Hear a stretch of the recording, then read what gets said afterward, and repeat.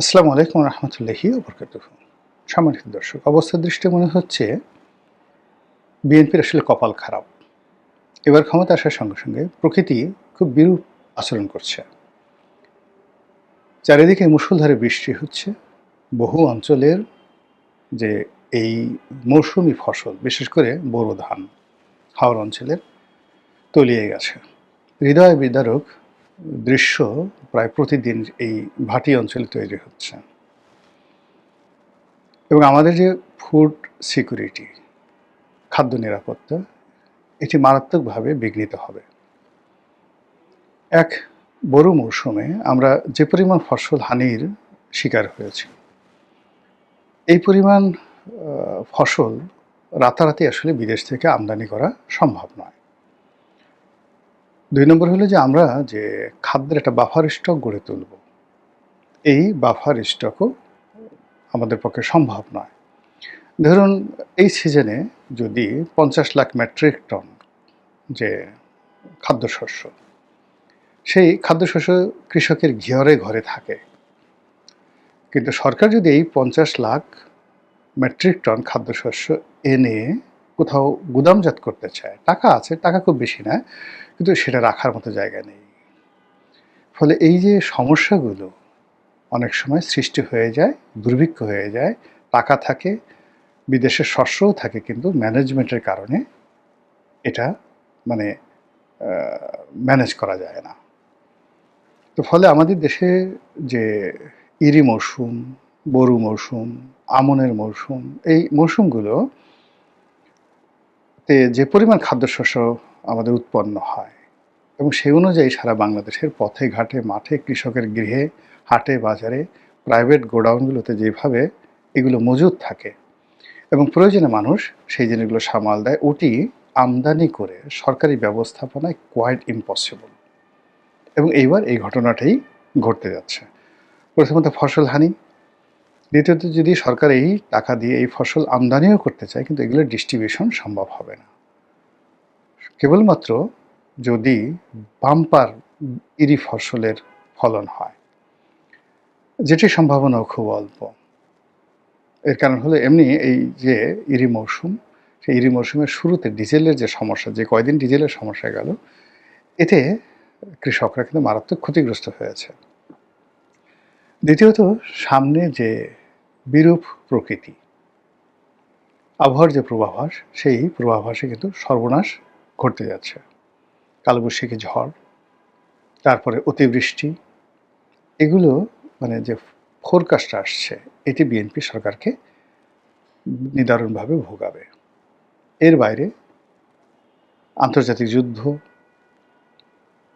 আন্তর্জাতিক বাজারে তেলের সংকট, আমাদের মুদ্রার মূল্য বেড়ে যাওয়া, গার্মেন্টস শিল্পগুলো একের পর এক বন্ধ হয়ে যাওয়া ইত্যাদি নানা রকম কর্মকাণ্ডের ফলে কি হচ্ছে, অনেক কিছু তছনছ হয়ে যাচ্ছে, যেগুলো সামাল দিতে দিতে গিয়ে সরকার যখন খুব হিমশিম খাচ্ছে, ঠিক সেই সময়টাতে জনজীবনে আতঙ্ক, আন্ডারওয়ার্ল্ড দুটো কারণে উত্তপ্ত হয়ে পড়েছে।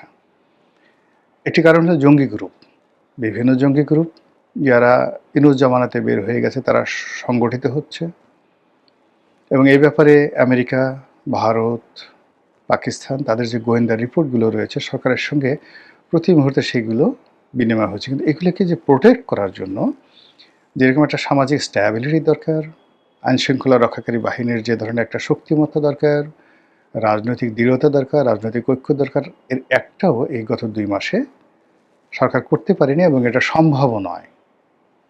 এই জিনিসটা সম্ভব নয়। ফলে কি হলো, জঙ্গিরা এই মুহূর্তে যেভাবে সংগঠিত হচ্ছে, যেভাবে তারা সরকারকে, দেশকে বিপদগ্রস্ত করতে চাচ্ছে, যেভাবে বিপ্লবের হুমকি দিচ্ছে এবং তাদের সঙ্গে বিভিন্ন রকম অপশক্তি, রাজনীতির নামে যে সকল অপশক্তি, তাদের সংযোগ ঘটছে, এটি বর্তমান সরকারের জন্য একটা বিরাট বোঝা বা দায় হয়ে দেখা দিয়েছে।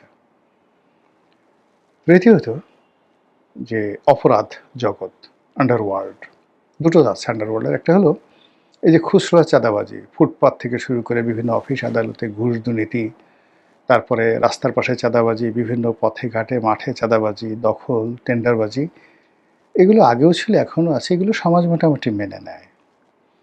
কিন্তু এর সঙ্গে যখন সেই আন্ডারওয়ার্ল্ড যুক্ত হয়ে যায়, মাদক, অস্ত্র, চোরাচালানি এবং মুক্তিপণ আদায় বৃহৎ আকারে, এবং এই যে আন্ডারওয়ার্ল্ডের যে ডনগিরি, এটি শেখ হাসিনার জামানাতে অ্যাবসলিউটলি বন্ধ ছিল। 17 বছরে বাংলাদেশে কোনো শীর্ষ সন্ত্রাসী ছিল না। সেই কালা জাহাঙ্গীর, টোকাই সাগর, মুরগি মিলন, ডাকাত শহীদ, তারপরে ডেভিড, এরকম ধরেন যে নামগুলো মানুষের মুখে মুখে ফিরত বিভিন্ন সময়, এরকম একটি ঘটনাও শেখ হাসিনার জামানাতে ঘটেনি। সেখানে হয়তো ছাত্রলীগ অন্যায় করেছে, চাঁদাবাজি করেছে, আপনি এমপির কাছে গেলেন, মন্ত্রীর কাছে গেলেন, এমনকি ক্ষমতা থেকে প্রধানমন্ত্রীর কাছে গেলেন, আপনার কোনো আত্মীয় র্যাবের বড় পর্যায়ে আছে, কোনো আত্মীয় পুলিশের বড় পর্যায়ে আছে, এই সমস্যাগুলো সমাধান হয়ে যেত। আর এমপিরা, মন্ত্রীরা ব্যবসা বাণিজ্য নিয়ে, দুর্নীতি নিয়ে এত ব্যস্ত ছিল যে চাঁদাবাজি করার মতো আসলে সময় তাদের ছিলই না বলতে গেলে।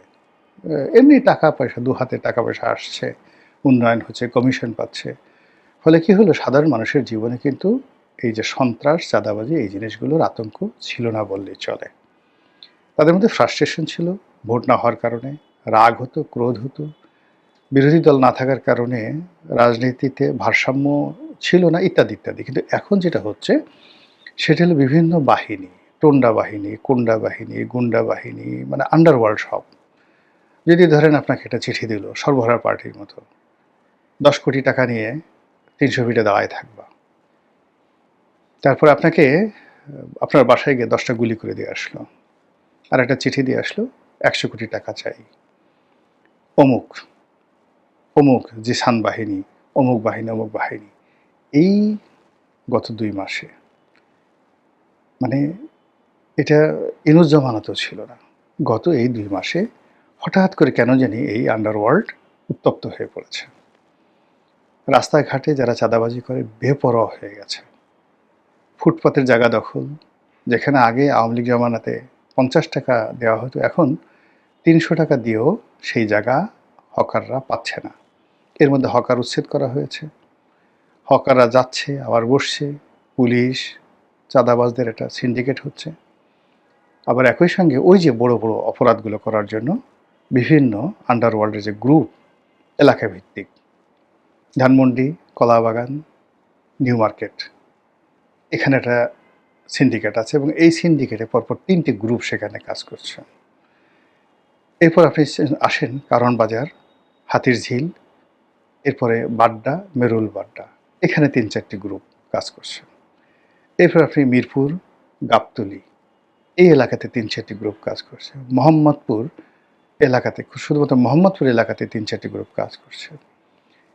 এইগুলো ছড়িয়ে পড়েছে চট্টগ্রামে, ছড়িয়ে পড়েছে খুলনাতে, ছড়িয়ে পড়েছে নারায়ণগঞ্জে, এবং একই সঙ্গে গাজীপুর, সাভার, এই এলাকাতেও অসংখ্য এই সিন্ডিকেটগুলো একত্র হয়ে জাস্ট গ্যাং। তারা ছোটোখাটো চাঁদাবাজি বা ওই ঝুট নিয়ে মারামারি নয়, মানে যাকে ধরছে, যাকে টার্গেট করছে, তার জীবন হারাম করে দিচ্ছে। কিছুদিন আগে চট্টগ্রামে এরকম এক সন্ত্রাসী গ্রুপ, বিরাট একটা গ্রুপ অফ কোম্পানিজের মালিকের বাসায় আক্রমণ চালিয়ে যেভাবে গোলাগুলি করে গেছে, ওটার আপনি পরবর্তী কোন খবর পেয়েছেন? কাউকে গ্রেপ্তার করা গেছে? নাথিং, কিচ্ছু করা যায়নি। সেই ব্যবসায়ী পালিয়ে আছেন, বেঁচে আছেন, তাও আমরা জানি না। তো এরকম ঢাকার শহরে খুব চরম আকার ধারণ করেছে, সারা বাংলাদেশে চরম আকার ধারণ করেছে। আন্ডারওয়ার্ল্ড বলা হয় যেটা, আন্ডারওয়ার্ল্ডের দুটো, একটা হলো ইসলামী জঙ্গি গ্রুপ যারা আছে তাদের একটা আন্ডারওয়ার্ল্ড, আর একটা হলো এই চাঁদাবাজি, অপরাধ, অন্যায় কর্ম। এবং সেই অপকর্মের যারা অবস্থা, এখন দেখেন বাপের হাত থেকে মেয়ে ছিনিয়ে নিচ্ছে, ঘরের মধ্যে ঢুকে যে সমস্ত কাজকর্ম করছে, এগুলো বলা যাচ্ছে না সব কথা, পত্রপত্রিকায় সব জিনিস আসছে না। সরকার বুঝতে পারছে যে এই জিনিসগুলো খুব খারাপ এবং এই জিনিসগুলো নিয়ন্ত্রণ করা দরকার। এই জন্য তারা চাঁদাবাজদের সারা দেশে তালিকা করেছে, 400 না 450। তালিকা করে এগুলো হয় নাকি? এবং এই সরকার তালিকা করে আবার কি করেছে, এই মেট্রোপলিটন কমিশনার বলল যে তাদের যে তালিকা আছে 400 বা 500 এই তালিকার মধ্য থেকে 52 জন, 58 জন, না 57 জনকে তারা ধরেছে। এতে করে সমস্যা আরও বাড়বে। সবাই বলাবলি করছে যে মূলত মাঠ ফাঁকা করার জন্য যে 52 জনকে ধরেছে, সেই 52 জনের যে চাঁদাবাজির এরিয়া, সেই এরিয়া অন্য তাদের যারা কাউন্টার পক্ষ তাদের হাতে তুলে দেওয়ার জন্য হয়তো এই ঘটনা ঘটতে পারে। এতে করে হবে না। যখন অভিযান চালাতে হবে, সাঁড়াশি অভিযান একসঙ্গে সবাইকে ধরতে হবে। There must be a message এবং ম্যাসাকার করে দিতে হবে। আর সেই ম্যাসাকার করার জন্য দরকার হলো ওই যে অপারেশন ক্লিন হার্ট, বিএনপির আগের জমানাতে যে চালানো হয়েছিল অপারেশন ক্লিন হার্ট, ঠিক ওইরকম একটা অপারেশন ক্লিন হার্ট 2 আগের চেয়ে 100 গুণ শক্তিমত্তা নিয়ে চালাতে হবে। কিন্তু ওই সময় সেনাবাহিনীর প্রধান যিনি ছিলেন, সেই বিখ্যাত ব্যক্তি হাসান মাসুদ চৌধুরী, যেমনি অনেস্ট তেমনি চৌকুশ। এখনকার যিনি সেনাপ্রধান ওয়াকারুজ্জামান সাহেবকে দিয়ে কি ওইরকম একটা অপারেশন বিএনপি করাতে পারবে? ওয়াকারুজ্জামান সাহেবের উপর তাদের কি সেই প্রভাব আছে, বা ওয়াকারুজ্জামান কি সেরকম ঝুঁকি নিয়ে একটা কাজ করবেন যেখানে এই অপারেশন চালাতে গেলে বিএনপির হয়তো কয়েকশো লোক মারা যাবে? এখন বিএনপি তার সেই দায়-দায়িত্ব বিশ্বস্ততার সাথে তাকে সেই অথরিটি দেবে কিনা এবং তাকে সেফ এক্সিট দেবে কিনা, তার জন্য তার বাহিনীর জন্য ইন্ডিমিনিটি দেবে কিনা? এর কারণ হলো সেনাবাহিনীর অনেক কর্মকর্তা এখন যেভাবে হ্যান্ডকাপ পরে তাদেরকে আইসিটি কোর্টে আনা হচ্ছে, যেভাবে সেনাবাহিনীকে নিয়ে তুচ্ছতাচ্ছিল্য করা হচ্ছে, যে কথাবার্তা করা হচ্ছে, সেই ক্ষেত্রে অপারেশন ক্লিন হার্ট 2 যদি সেনাবাহিনীকে দিয়ে করানো হয়, তারা ওই আগের মতো জাস্ট যাবে, একটা বাঁশিতে ফু দেবে, লোকজন দৌড় দিবে, বিরাট কিছু করে ফেলছে। এরপর আওয়ামী লীগের 20-25 জন নিরীহ যারা লোকজন আছে, এর মধ্যে বেশিরভাগই নারী হওয়ার সম্ভাবনা বেশি, তাদেরকে ধরে এনে বলবে বিরাট একটা অভিযান হয়ে গেছে, ঘোড়ার ডিম কিছুই হবে না। এরকম একটা অবস্থা।